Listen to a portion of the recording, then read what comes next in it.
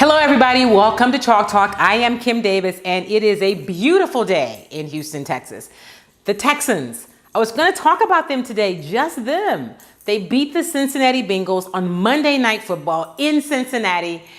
The Bengals were undefeated. It's a pretty good Bengals team. They did not look like a good team on Monday night, but the Texans, you got to give them credit, all right? Especially the defense. The offense, very stagnant.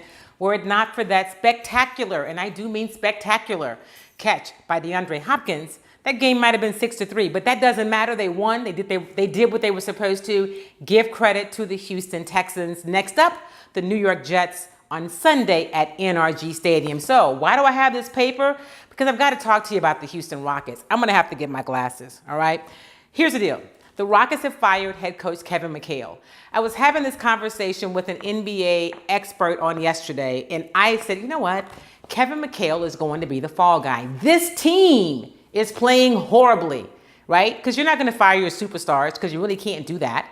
I don't know what else Kevin McHale could have done. I heard Daryl Morey's press conference this morning. He talked about how the team just was not responding to Kevin. That's all he kept saying. They were not responding. Here's the deal. They are playing bad basketball, all right? James Harden, the last year runner-up to the MVP, he is playing horrendous basketball. Let me give you some numbers on James Harden. He's shooting 37% field goal percentage, 27% from the three-point lane. He's leading the team in points, 27.3. He's jacking up a whole bunch of shots. He's also leading the team in turnovers at 4.8.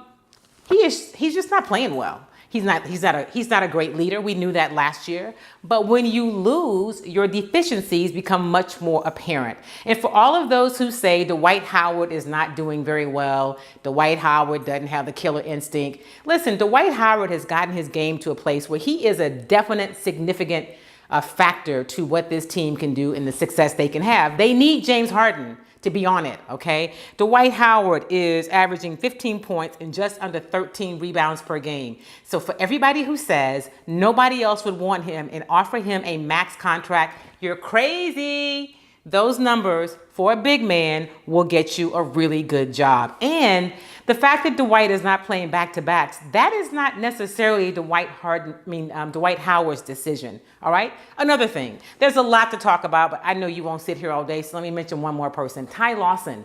The Rockets went out and got a point guard, right? James Harden wanted to be relieved of some of the ball handling responsibilities. No, he doesn't. No, he doesn't. There's nothing wrong with Ty Lawson. He is a point guard without the ball, right? He's a point guard without the ball. Ty Lawson, last in the game that they played against the Celtics, which, by the way, was flat out embarrassing. He was 3 of 5 for 7 points. He had 5 assists, okay?